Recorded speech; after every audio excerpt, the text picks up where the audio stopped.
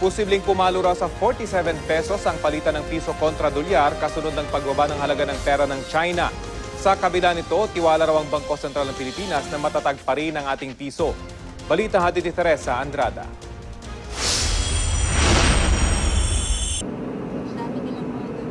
Nitong nakaraang linggo, bumaba ang halaga ng yuan o renminbi, ang pera ng China. Kung noon ang isang dolyar ay katumbas ng 6.21 ng yuan, ngayon 6.39 na. Kaya naman nahatak pati halaga ng pera at stock market ng ibang bansa. Sa Pilipinas, 46.68 na nga ang palitan ng piso sa dolyar.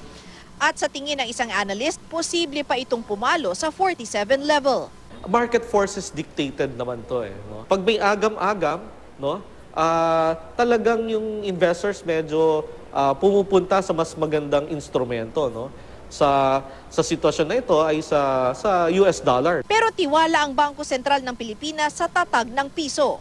The peso is one of the best performing currencies in the region.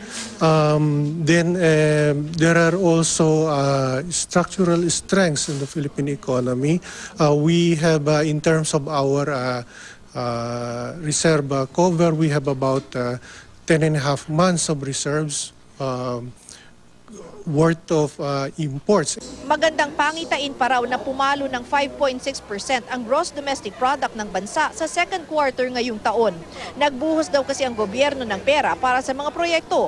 At kapag may proyekto, ibig sabihin trabaho para sa mga Pilipino. Para sa National Economic Development Authority, may positibo pa ring epekto ang paghina ng piso kontra dolyar.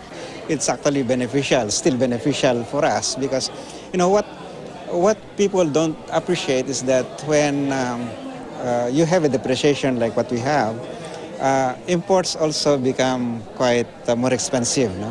And for industries that are producing goods that compete with imports, that's a plus for them. You know? Pero aminado ang NEDA, talo ang mga exporters natin, lalo na yung mga nag-aangkat sa China.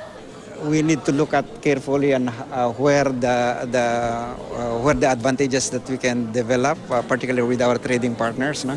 I think what we really need to do is to keep on diversifying the economy, particularly the manufacturing sector, so that we don't have to be too reliant on one particular sector. Teresa Andrada, GMA News.